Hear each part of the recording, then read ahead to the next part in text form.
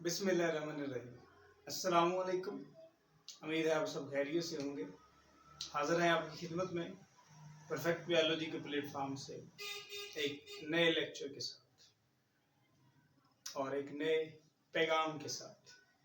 कुरान पाक में अल्लाह ताला इरशाद फरमाते हैं कि अगर तुम हमारा शुक्र अदा करोगे तो हम तुम्हें और ज़्यादा देंगे। सदक़ल्लाहुल अज़ीम। शुक्र हमारी ज़िंदगी का एक वो फ़लसफ़ा है जो जिस पे आप जितना भी यकीन करेंगे उतना ही कम है।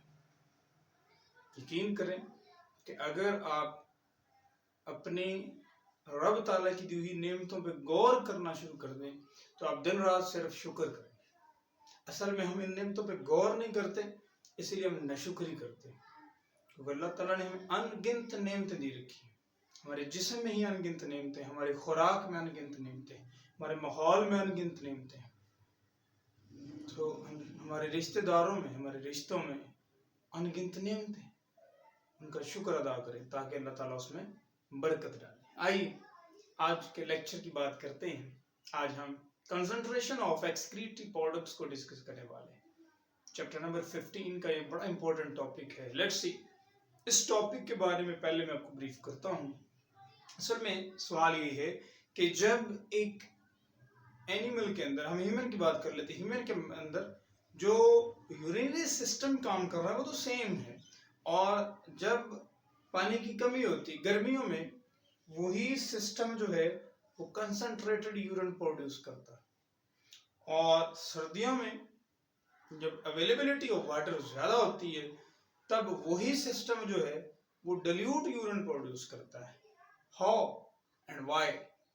वाई वाली बात तो हमें उसके आंसर की बात करें, वेरी सिंपली, क्योंकि गर्मियों में बॉडी को वाटर की ज़रूरत होती है, नीड वाटर।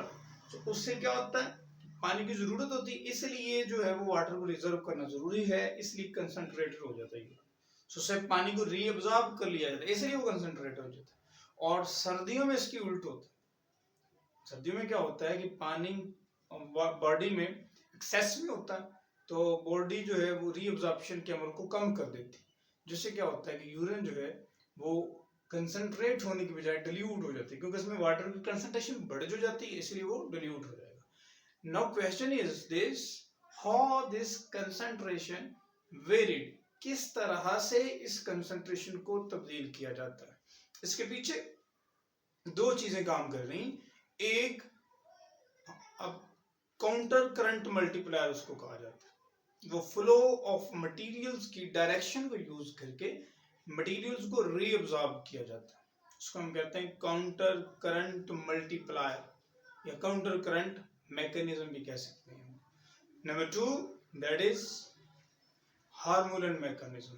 कुछ हार्मोन्स भी इस काम में बड़ा रोल प्ले करते हैं, दोनों को हम वन बाय वन देखेंगे। लेकिन पहली बात ये है कि हम ये दो डिफरेंट कंडीशंस को देखें कि if there is limited supply of water, जब लिमिटेड सप्लाई ऑफ वाटर होता है तब क्या होता है, kidney conserves water by reabsorption. Kidney जो है वो इस लिमिटेड सप्लाई ऑफ वाटर में बॉडी को, उस ऑर्गेनिज्म को जिंदा रखने के लिए क्या करता है, रीअब्जॉर्प्शन करता है। और रीअब्जॉर्प्शन करने से क्या होता है कि वो जो यूरिन है दैट वुड बी कंसंट्रेटेड, उससे कितना वाटर निकाल सकता है। देखिए एग्जांपल कि mammalian kidney can conserve 99.5% of water. जितना वाटर फर्स्ट अब्जॉर्प्शन में, फर्स्ट यूरिन फॉर्मेशन जब होती है, फिल्ट्रेशन होती है जब बोमेन्स कैप्सूल के लेवल पे, सो वहां पे जितना वाटर उसमें आ जाता है उसका 99.5% वाटर रीअब्जॉर्ब किया जा सकता है। So that is very very much more. Only leaving behind 0.5%. 1% से भी कम है, 0.5%.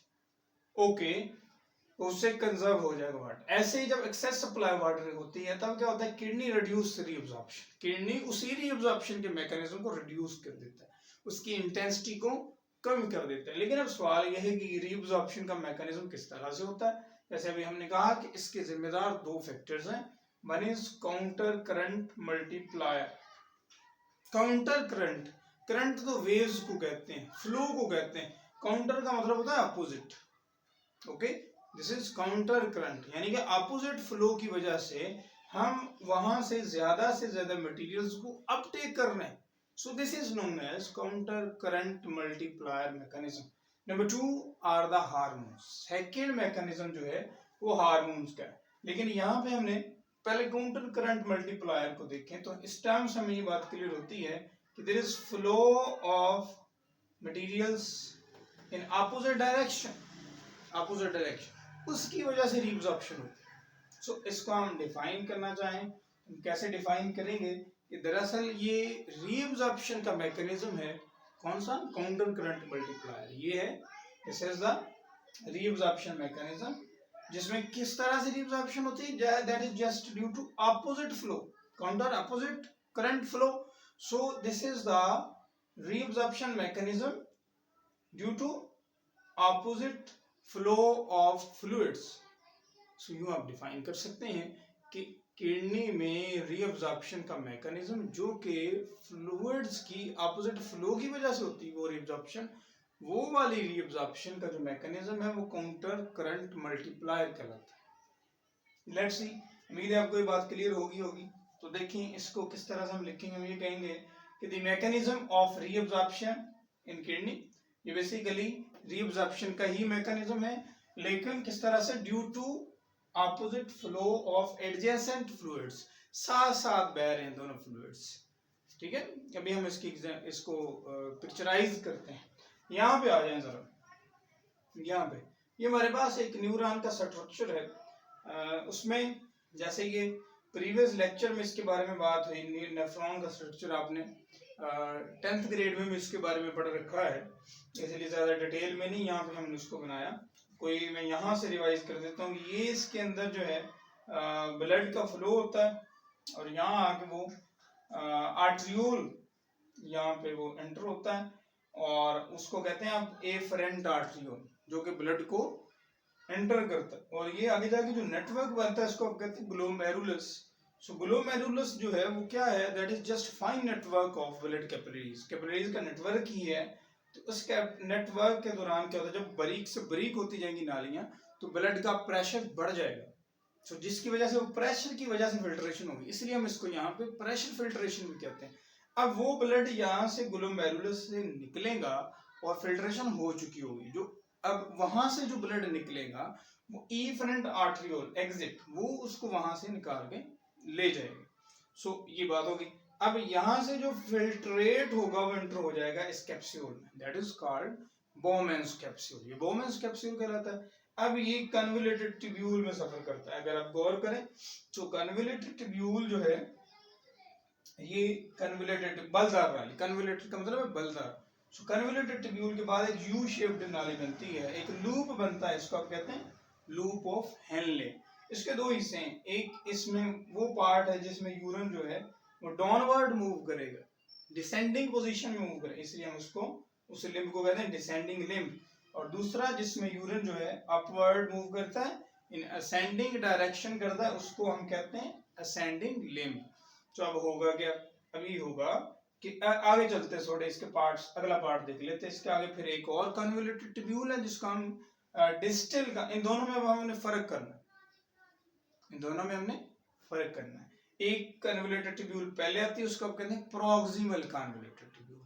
जो भी पार्ट, जो पहले पार्ट होता है उसका हम प्रोक्सिमल, एनाटॉमिकल टर्म्स हैं, जो प्रीवियस स्ट्रक्चर होता है ना, पहला हिस्सा जो होता है उसका प्रोक्सिमल वर्ड यूज करते हैं, और उसके कंपैरेटिवली जो दूर वाला हिस्सा होता है उसके लिए आप डिस्टल वर्ड यूज करते हैं। सो ये कन्वोल्यूटेड ट्यूब्यूल, ये भी कन्वोल्यूटेड ट्यूब्यूल, लेकिन फर्क कैसे करेंगे, ये प्रोक्सिमल कन्वोल्यूटेड ट्यूब्यूल और ये डिस्टल डिस्टेंस से डिस्टल कन्वोल्यूटेड ट्यूब्यूल। और ये आखिर में जो आपको नजर आ रही है कलेक्टिंग डक्ट है, जो कि सारे नेफ्रॉन से फिल्ट्रेट को इकट्ठा कर लेगी। अब आते हैं हम कि ये काउंटर करंट मल्टीप्लायर जो है ये किस तरह से फ्लूइड्स को अपटेक करता है, रीअब्जॉर्प्शन कैसे होती है। इसमें हमने बेटा दो चीजों पे गौर करना है आपने। एक तो आप ये देखें कि जब डिसेंडिंग लिम्ब में ये फ्लूइड्स मूव कर रहे होते हैं तो क्या होता है कि इसमें से वाटर जो है वो आउटफ्लो कर जाता है, इससे बाहर निकल जाता है, बाहर निकल जाता है। उसकी वजह क्या होती है, वजह ये होती है कि बाहर वाटर की कंसंट्रेशन होती है कम और अंदर होती है वाटर की कंसंट्रेशन ज्यादा, जिसकी वजह से वाटर जो है बाहर आ जाए, that is simple osmosis. So water outflow हो गया। तो वाटर आ गया। लेकिन अब ये देखें, जब यहाँ पे मूव करेगा तो अब चांसेस हैं कि वाटर इसके अंदर चला जाए, क्योंकि सोल्यूशन जो है वो कंसंट्रेटेड हो चुका है। लेकिन यहाँ पे बजाय इसके कि यहाँ पे जो वाटर जो है वो एंटर हो, इससे बचने के लिए क्या होता है कि वहां पे हार्मोन एक्ट करता है। कौन सा हार्मोन? एल्डोस्टेरोन। एल्डोस्टेरोन जो है वो यहाँ पे एक्ट करता है और सोडियम आयंस को एक्टिवली रीअब्सॉर्ब कर लेता है। So sodium ion actively interstitial fluid में आ जाता है। अभी देखें कि अब सोल्यूशन जो है वो डाइल्यूट हो जाएगा, अब वाटर एंटर नहीं हो पाएगा। ओके, सो अगर आप गौर करें तो दो बातें, दो काम हुए यहाँ पे। एक ये हुआ है कि डिसेंडिंग लिम्ब में वाटर बाहर निकला है ऑस्मोसिस के थ्रू, ठीक है। डिसेंडिंग लिम्ब में क्या हुआ? There is outflow of water due to difference of concentration. ये होगी जी पहली बात। दूसरे लिम्ब में क्या हुआ? दूसरे लिम्ब में बजाय के वाटर एंटर होता, सोडियम आयंस को एक्टिवली रीअब्सॉर्ब कर लिया गया। ओके, असेंडिंग लिम्ब में सोडियम आयंस को एक्टिवली रीअब्सॉर्प्शन की गई उसकी, लेकिन किसकी वजह से की गई? Aldosterone. This is through aldosterone, ये एल्डोस्टेरोन के थ्रू हुआ। ओके, अब ये देखिए यहाँ पे दोनों चीजें रीअब्सॉर्ब हो चुकी हैं। ये है जी काउंटर करंट मल्टीप्लायर। अब देखें क्या डेफिनेशन हमने की थी, हमने कहा the mechanism of reabsorption of kidney, reabsorption in kidney किस वजह से? Due to opposite, this is opposite flow of adjacent fluids. अब आते हैं हम हार्मोन्स की तरफ। दो हार्मोन्स हैं जो कि इस मैकेनिज्म में रोल प्ले करते हैं। There are two hormones, one is aldosterone, other is ADH. This is anti diuretic hormone, this is anti diuretic hormone. Okay, अब देखें जरा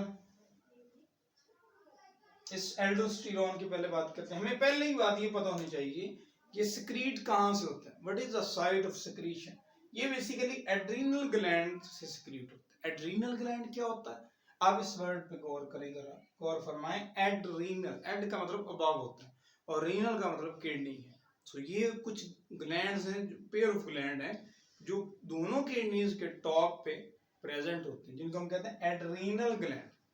अब उस ग्लैंड के दो पार्ट्स होते हैं, जैसे किडनीज के दो पार्ट्स होते हैं, cortical part and medullary part. ऐसे ही एड्रीनल कॉर्टेक्स और एड्रीनल मेडुला, उसमें से एड्रीनल कॉर्टेक्स जो है वो एल्डोस्टेरोन प्रोड्यूस करता है। इज इट क्लियर कि aldosterone is released from adrenal cortex. Number 2, function. इसका फंक्शन क्या है? It's function is very clear. अभी हमने बात की थी कि सोडियम का जो एक्टिव अपटेक होता है वो एल्डोस्टेरोन की वजह से होता है। This is its function, active Uptake of sodium ions. Active, you know, active का मतलब क्या होता है कि हमेशा ऐसी ट्रांसपोर्ट जो लो कंसंट्रेशन से हाई कंसंट्रेशन की तरफ होती है, और इसमें क्या होता है? It needs energy. Active transport आप हमेशा ऐसी ट्रांसपोर्ट कहते हैं जिसमें एनर्जी इस्तेमाल होती है। अब दूसरा हार्मोन कौन सा है? That is anti diuretic hormone. Diuretic, diuretic का मतलब ये होता है कि that there is diluted urine. Diluted urine, ऐसा यूरिन जिसमें वाटर ज्यादा हो, ऐसी मेडिसिन को आप डायूरेटिक कहते हैं। अब हम कहते हैं एंटी डायूरेटिक, यानी कि ये यूरिन को आप कंसंट्रेट करने वाला है, डायूरेटिक इफेक्ट को खत्म कर देगा। डायूरेटिक इफेक्ट क्या होता है? More water, so it would reabsorb the water, water को reabsorb करेगा, so there would be less water, so anti diuretic hormone. okay, so anti diuretic hormone, ये देखें जरा, इस वर्ड पे गौर करें जरा, इसका फंक्शन आपको फिर याद करना बिल्कुल आसान हो जाएगा। This is anti diuretic hormone. Okay, this is against diuretic, diuretic नहीं होने देना, there would be concentrated urine. So पहली बात ये याद रखेंगे, ये रिलीज कहां से होता है? secretion. It is being secreted from pituitary gland. pituitary gland की 3 lobes होती हैं, anterior lobe, median lobe, posterior lobe. आगे वाली को anterior lobe आप कहते हैं, दरमियान वाली को मीडियम लोब कहते हैं, और पीछे वाली जो लोब होती है बैक साइड पे जो होती है उसका पोस्टीरियर लोब कहते हैं। ये पोस्टीरियर लोब से रिलीज होता है एडीएच। ओके, और इसका फंक्शन क्या है जी? रीअब्जॉर्प्शन ऑफ वाटर, लेकिन किस जगह? At collecting duct. Remember this, its function is reabsorption of water but at collecting duct. Collecting duct पे ये जाके काम करता है। ये था हमारा इसके बारे में आज का लेक्चर। आज हम जो बात कर रहे थे concentration of excretory products, how concentration of excretory products varies, किस तरह से ये कंसंट्रेशन तब्दील होती रहती है वक्तन फवक्तन, माहौल के साथ, एनवायरनमेंट के साथ और बॉडी टेम्परेचर के साथ चेंज होती रहती है। सो इसमें बेसिकली हमने कहा कि दो डिफरेंट मैकेनिज्म जो इसमें रोल प्ले करते हैं। One is counter current multiplier mechanism, other is hormones. Hormones दो हैं, one is aldosterone, other is ADH, जो कि कंसंट्रेशन ऑफ एक्सक्रीटरी प्रोडक्ट्स में रोल प्ले करते हैं। उम्मीद है कि आपको आज का लेक्चर क्लियर हुआ होगा। अगले लेक्चर तक के लिए इजाज़त दीजिए, अपना बहुत ख्याल रखिए। अल्लाह हाफ़िज़।